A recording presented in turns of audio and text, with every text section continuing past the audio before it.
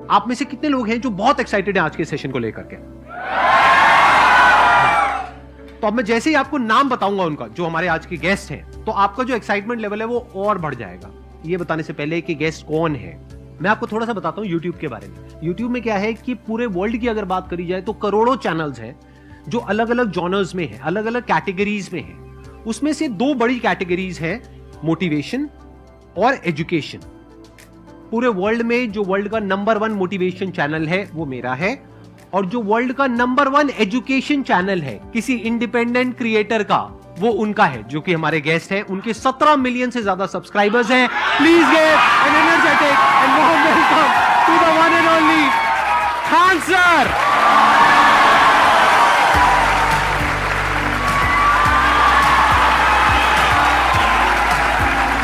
क्या हाल चाल जी, कैसे हैं आप?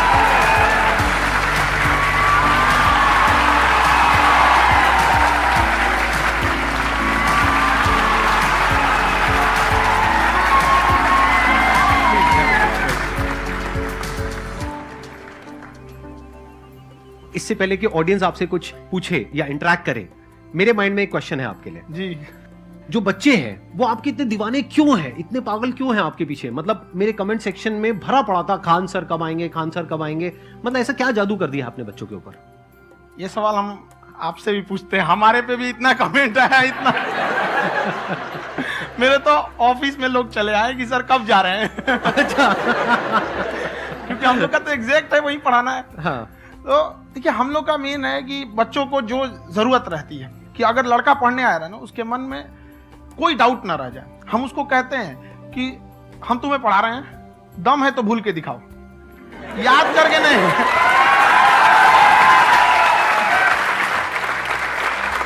प्लस आप जिस प्राइस पॉइंट पे पढ़ा रहे हैं, आई थिंक वो सबसे कम है, वो बहुत ही कम है। सर ये जो फीस का कल्चर है, ये हमारा इंडियन कल्चर नहीं है। हमारा इंडियन कल्चर गुरु दक्षिणा है, उस हिसाब से वो सही है। ऑक्सीजन जैसे जिंदगी के लिए जरूरी है, वैसे एजुकेशन जरूरी है। कोई ये नहीं कह सकता है कि पैसे की वजह से वो खान सर के यहाँ से लौट गया। क्या बात है।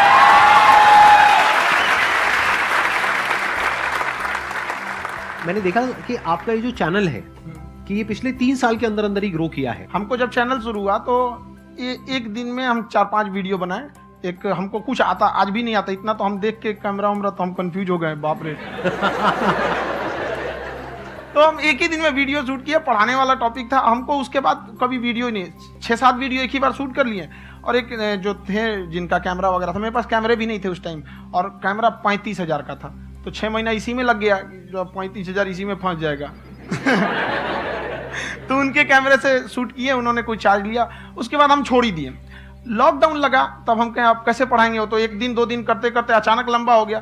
तब हमको याद आया कि ओहो, मेरा एक चैनल भी है वहाँ पे। तो उस समय उस पर लगभग 30,000 सब्सक्राइबर हो चुके थे। तो जैसे लॉकडाउन लगा तो उस पर पढ़ाना चालू किया, और पता नहीं क्या लोगों को पढ़ाई में इतना इंटरेस्ट आ गया कि आपका स्टाइल ऐसा है थोड़ा सा। आप आई थिंक पढ़ाई के साथ साथ में जो बीच बीच में आप थोड़ा बहुत छोड़ते रहते हैं ना, मतलब जो एंटरटेनमेंट चलता रहता है। ये बात हम देखिए, जब हम गुलाम थे ना, तो अंग्रेजों ने एक चाल चला था कि भारत को हम फिजिकली गुलाम रखेंगे 100-200 साल, मेंटली 1000 साल कर देंगे। उन्होंने पढ़ाई का मॉडल चेंज कर दिया। उन्होंने ऐसा डिजाइन किया कि टीचर की रिस्पॉन्सिबिलिटी है वो पढ़ा के चला जाए। टीचर की रिस्पॉन्सिबिलिटी यहां खत्म नहीं हो जाती है। पढ़ाना तो कोई भी पढ़ा सकता है, टीचर की इससे बड़ी रिस्पॉन्सिबिलिटी होती है उसे समझाना। वो समझा कि नहीं समझा। अगर लड़का आपके समझाने के बाद डाउट रह गया तो ये आपकी गलती है। लड़का हमसे पूछता है सर इतनी भीड़ है आपके पास, तो कहे सर डाउट कैसे पूछेंगे? हम कह रहे यार तुम्हारा डाउट बचेगा तब ना पूछेगा तुम डाउट यहाँ पे।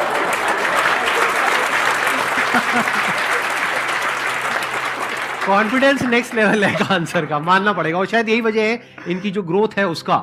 किसी ने शायद सपने में भी नहीं सोचा होगा कि पिछले 2 साल के अंदर अंदर जो आपके चैनल की ग्रोथ हुई है, जैसे आप खुद ही बता रहे हैं कि लॉकडाउन के टाइम पे आपके 30,000 के करीब सब्सक्राइबर्स थे, आज की डेट में 17 मिलियन है। और मेरा एक क्वेश्चन और है, इससे पहले कि ऑडियंस में से आपसे कोई क्वेश्चन पूछे, कि कई बार आप ऐसे भी टॉपिक्स टच करते हैं जो थोड़े से कंट्रोवर्शियल हैं या थोड़े से सेंसिटिव हैं, जिसके ऊपर बात करने की हिम्मत आई थिंक बहुत ही कम लोगों में है। तो आपको कभी ये नहीं लगता है कि कहीं ज्यादा तो नहीं हो रहा है, इसको थोड़ा रोक देते हैं, थोड़ा कम कर देते हैं? क्योंकि कोई लाइन ही नहीं है वैसे तो बोलने को, तो आप कुछ भी बोल दो, कितना भी बोल दो।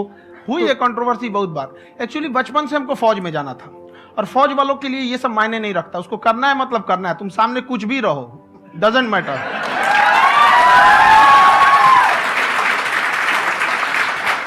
और मैंने YouTube पे देखा कुछ वीडियोस में कि आपका जो इंस्टीट्यूट है वहां पर आज से कुछ साल पहले कुछ बम गिरे थे। हाँ, कुछ गिरे थे, कुछ तो बहुत सॉलिड जगह गिरा था, फटा नहीं वो।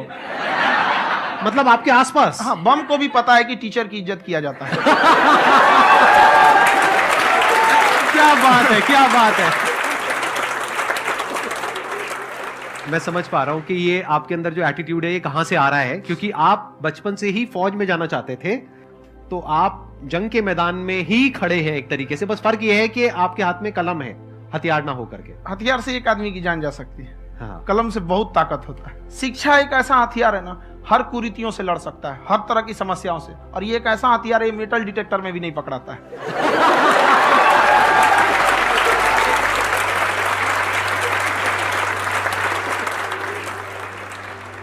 मेरा क्वेश्चन ये है कि अभी प्राइवेट ऑर्गेनाइजेशंस में पीटने का, पनिशमेंट का ये सिस्टम जो है खत्म हो गया है। हम आपके वीडियो में देखे हैं सर कि आप एक बड़ा सा रोल रखे रहते हैं, पुलिस वाला लाठी है वो, पुलिस वाला लाठी है, और स्टेज पे बुला के बच्चों को उसी से धुनाई शुरू कर देते हैं मस्त एकदम से, है ना। तो सर मतलब कि बच्चे मतलब कि डरते नहीं है आपसे, और इस तरीके से कैसे कनेक्टेड हैं आपसे, है ना। और एक और क्वेश्चन सर, यूपीएससी का जो आप अपना बैच स्टार्ट करने वाले हैं, ठीक है, उसके बारे में बताइए सर, क्योंकि मुझे मतलब कुछ इशू करना है सर, ठीक है। और संदीप सर को देख लिए, मेरा तो वैसे ही हो जाना है।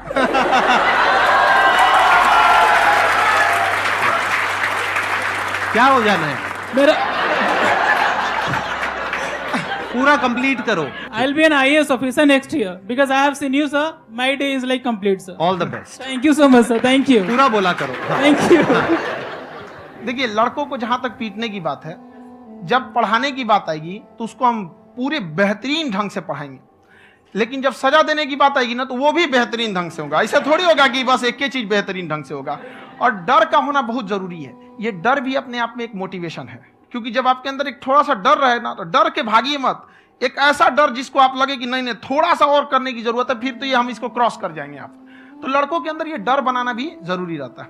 और रही बात यूपीएससी वाले की, जो आपने बोला, बहुत सारे लड़के वेट कर रहे हैं यूपीएससी की, क्योंकि 2-2.5 लाख फीस सारे लोग एफोर्ड नहीं कर सकते। और हमारा वही रहता है, हम तो ज्यादातर हमारे स्टूडेंट देखेंगे तो किसी के रिक्शा वाला, सब्जी वाला, यही लोग, इनको तो 2.5 लाख रुपया, इनके पास पूरी संपत्ति नहीं होती है, फीस कहाँ से भरेंगे वहां पे, उसके बाद रहेंगे कहाँ से। तो ऑल ओवर इंडिया से, कश्मीर से कन्याकुमारी तक, गरीब से गरीब भी लड़का उसको पढ़ सकता है। यही कुछ 1000 रुपये मंथली, 12-14 हजार साल का पड़ेगा, खत्म हो जाएगा, इतना नहीं।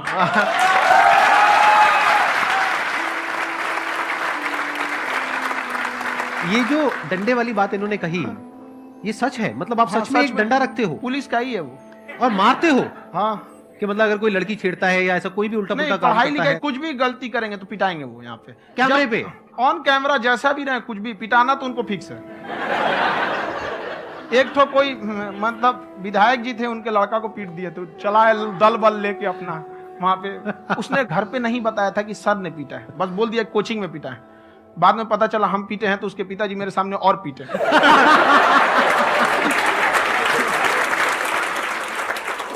सर आपका सबसे बड़ा डर क्या है, आप दोनों का? फौजी को डरे नहीं लगता है। बाकी अब सर से पूछिए।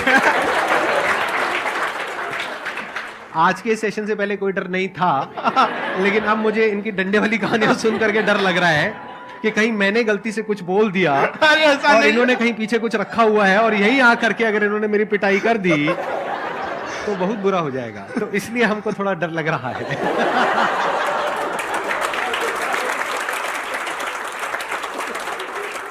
आपकी डेली कितने घंटे क्लासेस होती है? 6-7 घंटे। अभी भी खुद ही करते हो आप? हाँ, हमारे स्टाफ परेशान रहते हैं। हम 1:30-2 बजे सोते हैं, सुबह 6 बजे उठ जाते हैं, परेशान रहते हैं। अरे इतना क्यों करते हो, है ना? कभी तो उनको भी साथ साथ लगना पड़ता है ना? उनको साथ साथ लगना पड़ता है। हम जग गए तो कोई सोया थोड़ी रहेगा, परेशान रहते, दिन में सोते ही नहीं है बेचारा, कहीं कहीं जाके सोते रहता है। हम सीट बांध दिए कि भाई तुम इस समय सो जाना, तुम इधर सो जाना। आपकी शादी हो गई है? नहीं हुई अभी? मेरी खुशहाली देख के आप आइडिया लगा सकते हैं।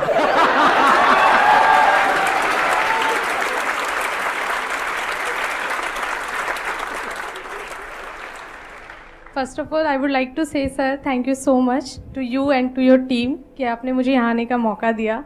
एंड सर अब तक मैंने आपको सिर्फ फ़ोन या लैपटॉप में ही देखा है दोनों को, आज फर्स्ट टाइम लाइव देख रही हूँ तो बहुत अच्छा लग रहा है। तो मेरा क्वेश्चन ये है सर आपसे, जब हम लाइफ में कोई डिसीज़न लेते हैं कि हमें ये पर्टिकुलर चीज़ करनी है, और क्योंकि हम डिसीज़न लेते हैं तो हमारी आदत है कि पहले हम 4 लोगों से पूछते हैं कि तू बता तेरी क्या राय है, तू बता तेरी क्या राय है।